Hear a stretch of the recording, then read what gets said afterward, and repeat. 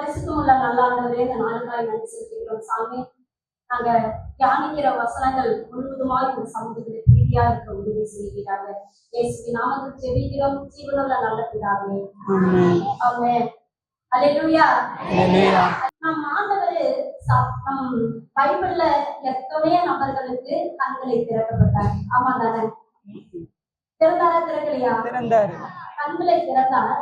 ஆனா 3 நபர்களை மட்டும் அவங்களுக்கு சொல்ல விரும்புறேன்.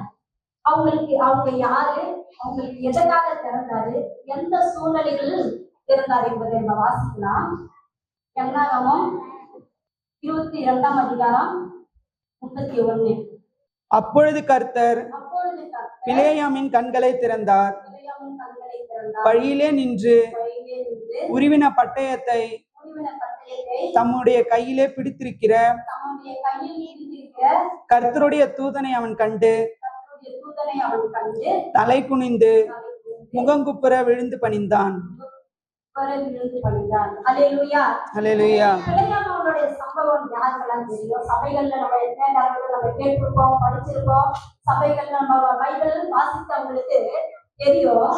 கழுத அதுக்கு முன்னாடி இருக்கிற வசனம் 30வது வசனத்துக்கு கழுதை பிலேயாமை நோக்கி, நீர் என்னை கை கொண்ட காலம் முதல் இந்நாள் வரைக்கும் நீ ஏறின கழுதை நான் அல்லவா? இப்படி உமக்கு எப்போதாகிலும் நான் செய்தது உண்டா என்றது. அதற்கு அவன் இல்லை என்றான். இவரு பிலேயாம் என்றவரு யாரு? அவர் யாரு? தேவனுடைய பிள்ளை, தேவன் அபிஷேகப்படுத்தின ஒரு மனிதன். அவரு தீர்க்கதரிசி. ஆனா அவர்கிட்ட கழுத பேசுதான். அவர்கிட்ட கழுத பேசுச்சான். அவர் ஏன் கழுத பேசுச்சு? எதுக்காக கழுத பேசுச்சு? அவர் என்ன பண்ணாரு? ஏன் அந்த மனுஷர்களே இல்லையா? தேவனுடைய பிள்ளை கிட்ட பேசுறதுக்கு அங்க எத்தனையோ பரிசுத்தவான்கள் இருந்திருப்பாங்க. ஆனாலும் கழுதையை கொண்டு பேசினாராம். ஏன் கழுதையை கொண்டு பேசினாரு? அவர் ஒரு பாலாவி சனங்களோடு அவர் உடன்படிக்கை வைத்திருக்கிறாரு. என்ன உடன்படிக்கை வைத்திருக்காரு? தன்னுடைய பொண்ணும் பொருளையும் பார்த்த உடனே ஆண்டவருக்கு கமிட்மெண்ட் கொடுக்குறாரு. என்ன கொடுக்குறாரு? ஆண்டவரு இந்த ராத்திரி மட்டும் அவர் வந்து என்ன பண்ணுவாரு? அவர் வெயிட் பண்ணட்டும், இன்னைக்கு என்ன சொல்றாருன்னு தெரிஞ்சுக்கிட்டு சொல்றேன்னு சொல்லி. ஆனா அந்த கழுத 3 முறை அவர் என்ன பண்ணுதான்? வழி தப்பி போகுதான். ஒரு தடவை வழி தப்பி போகுதான். ஒரு தடவை வந்து சுவர்கள் பக்கமா பிலேயாம் காலை வச்சு நசுக்குதான். ஒரு பக்கம் இடது புறமும் வலது புறமும் இடமே இல்லாத ஒரு இடத்துல போய் பிடிச்சான். ஆனா அந்த கழுதைய பிலேயாம் போட்டு அடிக்கிறான். என்ன சொல்லி அடிக்கிறான்? எதுக்கு என்ன இப்படி பண்ற? என்ன பரியாசம் பண்றியா? அப்படின்னு பரியாசம் கழுத பண்ணல. பரியாசம் கழுதையை யார் பண்றா? பிலேயாம் பண்றான். பிலேயாம் பாருங்க, 3 முறை அந்த கழுதையை அடிக்கிறான். 3 முறை அந்த கழுதைய அடிக்கிறான். ஏன் அடிக்கிறான்னு அவனுக்கே தெரிய மாட்டேங்குது. பாருங்க, இந்த உலகத்தின் இச்சைகளுக்கு ஒரு பொருளாதாரத்துக்கு ஆண்டவர் அழைக்கப்பட்ட ஊழியத்தை விட்டுட்டு அவன் என்ன பண்றான்? அவன் வழி தப்பி போறான். ஆனா யார் போட்டு அடிக்கிறான்? கழுதை போட்டு அடிக்கிறான். கழுதை அங்க தப்பு பண்ணுச்சு? கழுதைய பேசுங்க. இல்ல. கழுத தப்பு பண்ணுச்சா? இல்ல.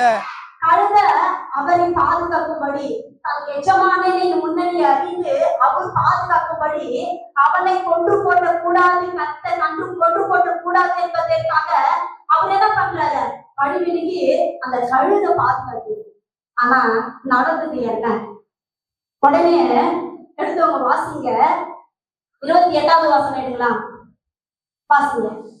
உடனே கர்த்தர் கழுதையின் வாயை திறந்தார். அது பிலேயாமை பார்த்து, நீர் சொல்லுங்க. உடனே கர்த்தர் கழுதையின் வாயை திறந்தார். பாருங்க, சில நேரங்கள்ல நம்மளும் அப்படிதான். நம்ம எல்லா சூழ்நிலைகளிலும் நம்ம ஒரு சில தவறுகளை செய்யும் போது யாரோ நமக்கு அந்த தப்புகளை உணர்த்துவாங்க. ஏதோ ஒரு சில நேரங்கள்ல நம்மளுக்கு என்ன சொல்லி கொடுப்பாங்க. சபைகளில் அநேக நேரங்கள்ல நம்மளுக்கு கண்டிப்பு உணர்த்துகிறாங்க. ஆனாலும் நம்ம பிழைகளை நமக்குள்ள எடுப்பதில்லை. ஆனாலும் நம்ம என்ன பண்றோம்? பிள்ளையம் போல அந்த கழுதை போட்டு அடிக்கிறது போல நம்மளும் என்ன பண்றோம்? யாரோ ஒருத்தவங்களை குறை சொல்லிக்கிட்டே இருக்கும். ஆனா தவறுகள் நம்ம கிட்டதான் இருக்கு. பிள்ளையமான அது உணராத என்ன பண்றான்? என்ன பண்றான்? கழுதையை போட்டு அடிக்கிறான். சில நேரங்கள்ல நம்ம தவறுகளுக்கு நாம் செய்வோம். நம்ம சபைகளில நம்மளுடைய பிள்ளைகள் தான், நம்மளும் ஞானஸ்நானம் எடுத்திருக்கோம் தான், கடவுளுக்குள்ள நம்ம என்ன பண்றோம்? இறங்கி எடுத்திருக்கோம் தான். ஆனாலும் சில நேரங்கள்ல வழி தவறி போகும்போது அந்நியன் தெரியாதவன் நமக்கு வந்து பனிஷ்மெண்ட் கொடுப்பான். தெரியாதவன் பனிஷ்மெண்ட் கொடுப்பான். அப்ப நம்ம கண்கள் அப்பதான் சொல்லும், ஆண்டவரே நாங்க தெரியாத பாவம் செய்துட்டேன், நான் தெரியாத தவறு பண்ணிட்டேன் அப்படின்னு. நம்ம வழி விலகும் போது கர்த்தர் நம் கண்களை திறக்கிறவரா இருக்கிறார்.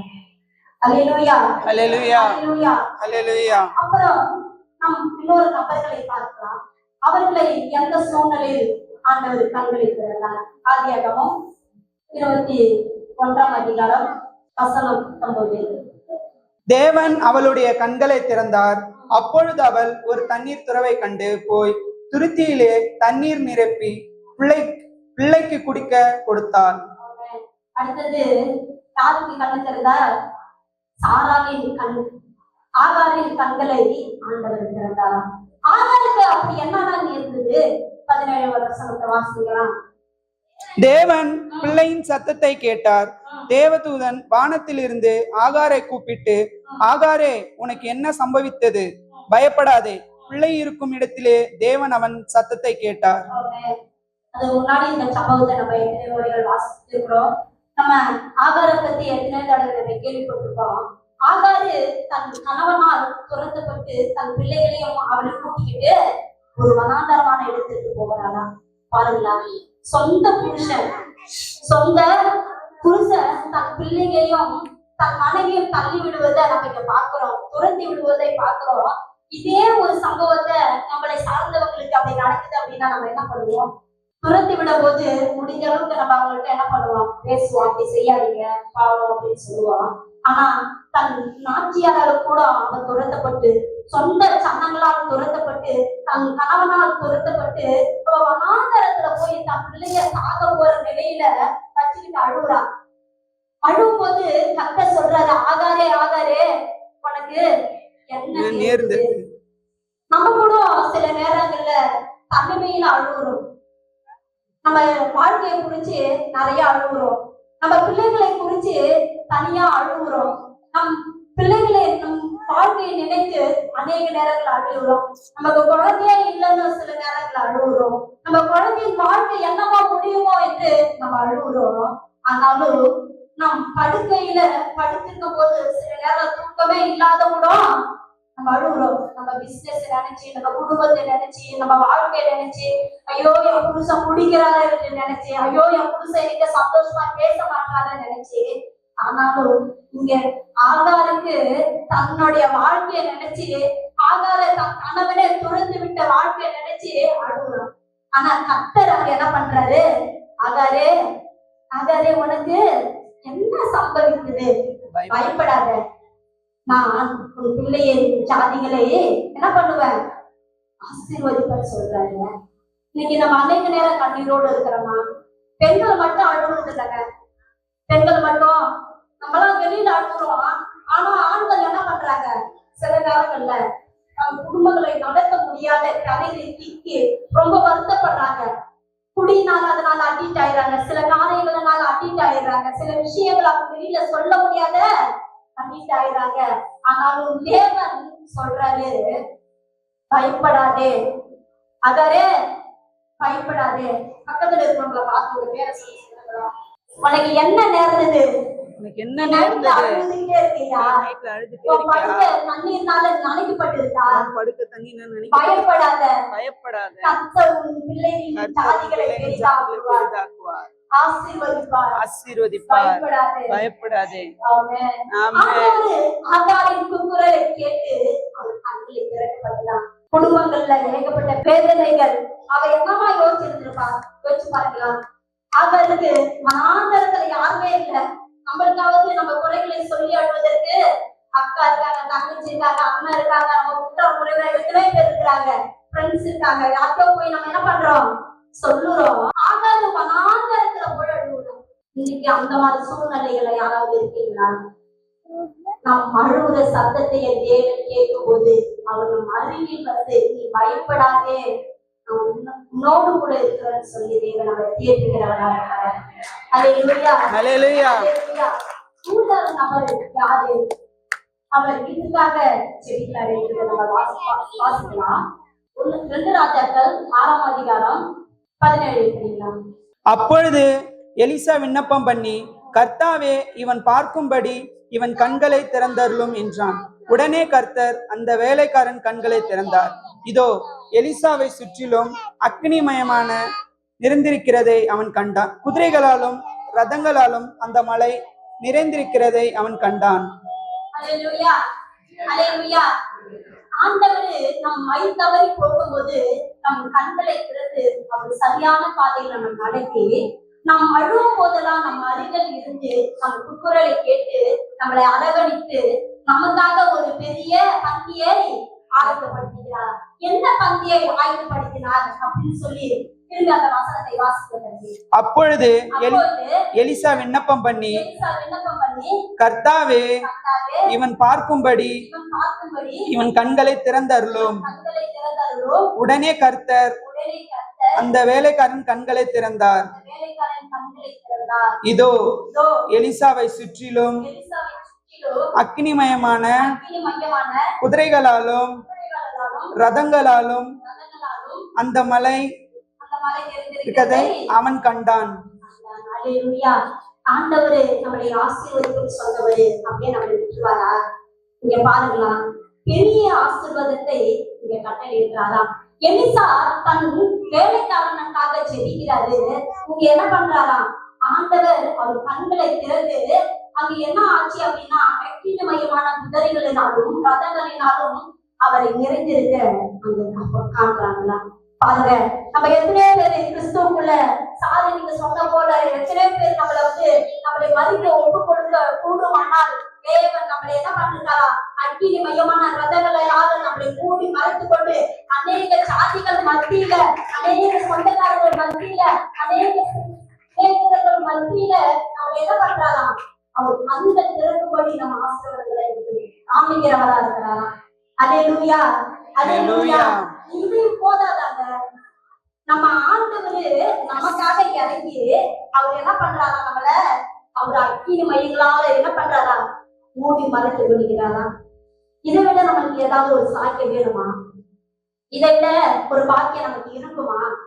ஆனாலும் சங்கீதக்காரன் இப்படியாக சொல்றார்.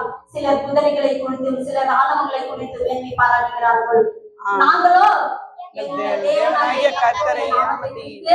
மேன்மை பாராட்டுவோம். நமக்கு ஒரு பெரிய ஆசீர்வாதம் கொடுக்க முடியுமா? ஆண்டவரே, நம்மள ஒரு அக்கினி மையமான அக்கினி போய் யாராவது தொட முடியுமா? முடியாது. அக்கினிய யாராவது தொட முடியுமா? முடியாது. ஆனாலும் தேவன் அக்கினி மையமான ரதங்களால் நம்மை மூடி மறைத்துக் கொள்கிறார்களாம். ஆனாலும் கர்த்தர் சில ரதங்களை குறித்தும் குதிரைகளை குறித்து மேன்மை பாராட்டுகிறவர்கள் முறித்து ஓடி போவார்கள். ஆனாலும் அவருக்கு முன்பாக எழுந்துச்சு நிற்போம். வசனம் இப்படியாக சொல்லுது. கண்களை திறப்பதற்கு தேவன் நம்ம கிட்ட ஒரு சில காரியங்களை எதிர்பார்க்கிறாரு. நம்ம வழி தவறி போகும்போது அவர் சத்தத்தை நம்ம கேட்கணும். கேட்டா மட்டும்தான் நம்ம கண்கள் திறக்கப்படும். நம்ம அநேக நேரங்கள் அழுகுறோம். என்ன சொல்லி அழுகுறோன்னே தெரிய மாட்டேங்குது, எதுக்காக அழுகுறோன்றதே தெரிய மாட்டேங்குது. ஆனாலும் நம்ம அழுகுறோம். ஆனாலும் தேவன் நம் கண்ணீருக்கு ஏற்ற வேலையில பதில் கொடுக்கிறவரா இருக்கிறார். நம் அதன் பிறகு எல்லா நாட்களும் நம்ம துக்க நாட்கள் எல்லாம் முடித்துட்டு கடவுளுக்குள்ள நம்ம செபிக்கும் போது ஆண்டவர் என்ன பண்றாரு? ஒரு மிகுதியான ஆசீர்வாதங்களை நமக்கு என்ன பண்றாரு? கொடுத்திருக்கிறாரு. இன்றைக்கு நம்ம கண்களை மூடி நம்ம யோசிச்சு பார்க்கலாம். தன்னை ஒப்பு கொடுக்கிறவங்களுக்கு ஆண்டவர் அவர் கண்களை திறக்கிறவரா இருக்கிறாரு. ஒப்பு கொடுங்க. ஆண்டவர் உங்க கண்களை மறைவாய் வைத்திருக்கிற ஆசீர்வாதங்களை, நமக்கு மறைவாய் வைத்திருக்கிற திட்டங்களை தேவன் நம்ம மூலமா என்ன பண்ணுவாரு? வெளிப்படுத்துவாரு. நம்ம அவரை கூப்பிடணும். ஆண்டவர் நம்மளை கூப்பிடணும்னு அவர் என்ன பண்ணுவாரு? விரும்புவாரு. கண்களை மூடி முடக்கால் படிட்டு கொஞ்ச நேரம் ஆண்டவர்கிட்ட நீங்க ஒப்பு கொடுங்க. ஆண்டவர் வார்த்தையை சொல்லி செடிங்க. ஆண்டவரே, எங்க துக்க நாட்கள் எங்களை மிகுதியாய் கண்ணீரோடும் வேதனையோடும் நெருக்கத்தோடும் தினமும் அழுகுறோம். ஆனாலும் தேவன் எங்களை அப்படியே விடுகிறவர் அல்ல அப்படின்னு சொல்லி கண்களை மூடி நம்ம செபிக்கலாமா?